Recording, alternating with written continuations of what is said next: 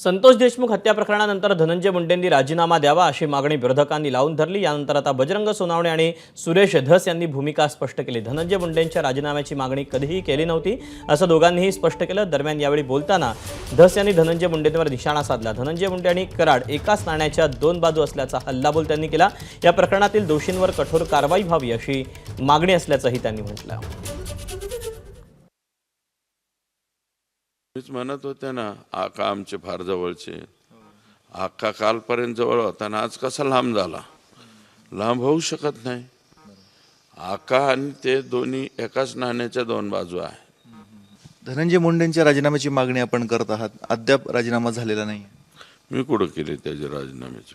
तुमचे सर्वच सहकारी आहेत, त्यांच्या पक्षाचे आमदार करतायत, मोर्चेकरी करतायत, सगळे लोक जे जे या क्षेत्रामध्ये आहे ते सगळेचे सगळे लोक राजीनाम्याची मागणी हे करतायत। आता त्यांचा राजीनामा घ्यायचा का नाही हे अजितदादा, प्रफुल्ल पटेल, सुनील तटकरे साहेब यांच्या हातात आहे। पहिल्या दिवसापासून धनंजय मुंडे साहेबांना राजीनामा द्यावा असं बोललो नाही। मी म्हणतोय जे जे दोषी त्यांच्यावर कारवाई झाली पाहिजे आणि जो दोषी सापडेल त्याच्यावर कारवाई व्हायला पाहिजे। आता मी ना कुणाचं जी आता जेवढे अटक झाले त्याच्यात बी त्याचं नाव मी घेतलं नाही सुरुवातीला कुणाचं, मी सुरुवातीला म्हणजे आता बी घेत नाही आणखी, कारण ते नाव मला घ्यायचीच नव्हती कोणाची। मी म्हणतोय त्याच्यामुळे आजही उद्याच्याला ते दोषी आहेत का तर त्यांचे दोषपत्र होणारच आहे त्यांच्यावर।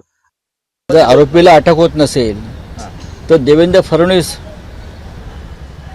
जे सतत तावातावाने बोलतायत कोणालाही सोडणार नाही, हा कायदा सगळ्यांसाठी समान आहे, हे खोटं बोलतायत ना।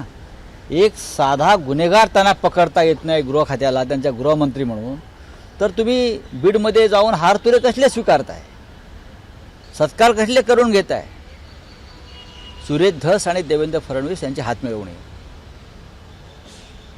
मनोज जरांगे पाटलांना चॅलेंज जे उभं केलं आहे जरांगे पाटलांनी, मुख्य आरोपीपर्यंत पोचतायत का?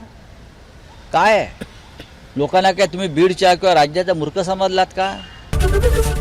एबीपी माझा, उघडा डोळे बघा नीट।